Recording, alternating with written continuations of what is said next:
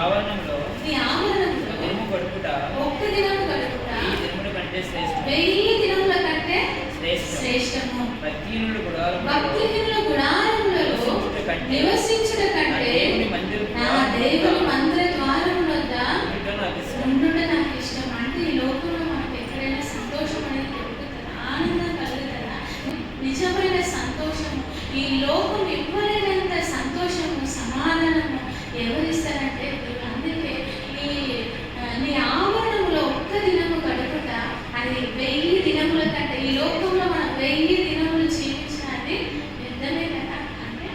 అంటే ఎంత వ్యర్థమైన జీవితం అయినప్పటికీ ఈ లోకంలో నేను 1000 దినములు గడిపినప్పుడు నీ ఆవరణంలో భక్తుడు ఏమంటున్నాడు?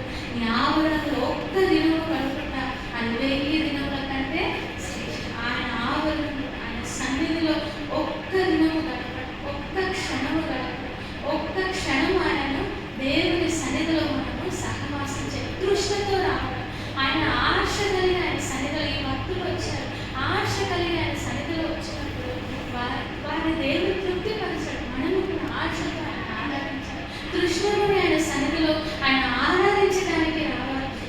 భక్తిహీనుల గుడారంలో నివసించడం కంటే నా దేవుని మందిర ద్వారం వద్ద ఉండుట నాకు ఇష్టము.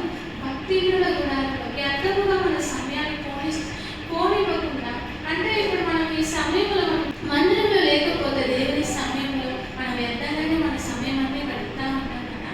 అవన్నీ భక్తిహీనుల గుడారంలో నివసించడం కంటే ప్రభా నా దేవుని మందిర ద్వారం వద్ద ఉండుట నాకు ఇష్టం. నా దేవుని మందిర ద్వారం వద్ద నుండి ఆయన సన్నిధిలో కనిపెట్టుకొని ఉండుట, ఆయన సన్నిధిని అనుభవించుట, ఆయనను చూడటానికి, జీవం వల్ల దేవుని దర్శించడానికి నేను ఆశతో నేను కనిపెట్టుకుని ఉంటా. అది నాకు శ్రేష్టము. ఈ భక్తిహీనుల గుడారంలో నివసించడం కంటే, లోకంలో వ్యర్థంగా జీవించడం కంటే, అన్నిటికంటే నా దేవుని మందిర ద్వారం వద్ద ఉండుటనే నాకు ఇష్టము అని ఎంతో ఆశతో దేవుని సన్నిధిలో రావడం అనేది మనం చూస్తాం. కీర్తనలు 26వ అధ్యాయం, కీర్తనలు 26 6వ వచనం చదువుకుంటాము.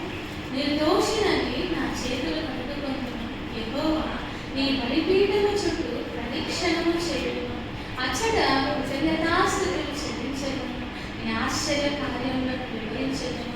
యెహోవా నీ నివాస మందిరమును, నీ తేజో మహిమ నిలుచు స్థలమును నేను ప్రేమించుచున్నాను.